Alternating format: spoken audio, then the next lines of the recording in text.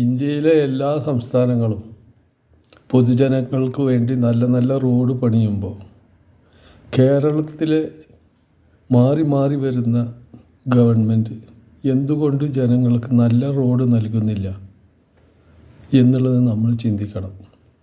ഇതൊന്ന് കണ്ടു നോക്കൂ. ഇത്രയും നല്ല ടെക്നോളജി മറ്റ് സംസ്ഥാനങ്ങൾ ചെയ്യുമ്പോൾ നമ്മൾ കയ്യും കെട്ടി കാത്തിരിക്കുക.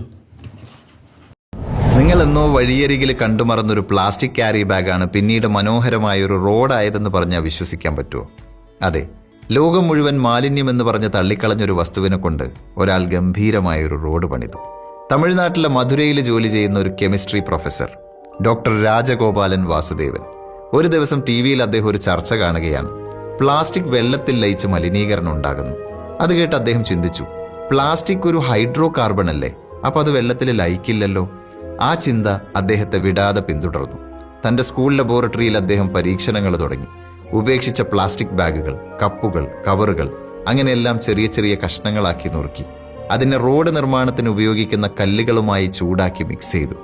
പ്ലാസ്റ്റിക് ഉരുകി കല്ലുകളെ പൊതിഞ്ഞു. അത് പിന്നീട് ബിറ്റുമിനുമായി ചേർത്തപ്പോൾ അത്ഭുതം സംഭവിച്ചു. ഏത് മഴയിലും വെയിലിലും കേടുകൂടാതെ ഒരുപാട് കാലം നിലനിൽക്കുന്ന ഒരു മാന്ത്രിക റോഡ്. 2002 അന്നത്തെ പ്രസിഡന്റായിരുന്ന സാക്ഷാൽ ഡോക്ടർ APJ അബ്ദുൽ കലാമിന്റെ പ്രോത്സാഹനത്തോടെ മധുരയിലെ ത്യാഗരാജർ കോളേജിൽ വെറും 18 മീറ്റർ നീളത്തിൽ അദ്ദേഹം ലോകത്തിലെ ആദ്യത്തെ പ്ലാസ്റ്റിക് റോഡ് പണിതു.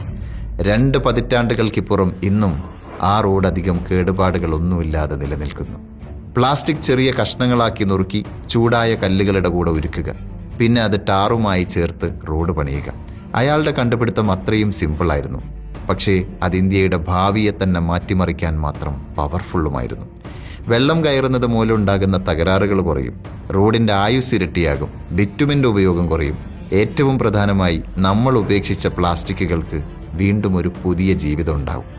2006 അദ്ദേഹം ഈ സാങ്കേതിക വിദ്യ പേറ്റന്റ് ചെയ്തു. എങ്കിലും യാതൊരു റോയൽറ്റിയും ഇല്ലാതെ അത് സർക്കാരിന്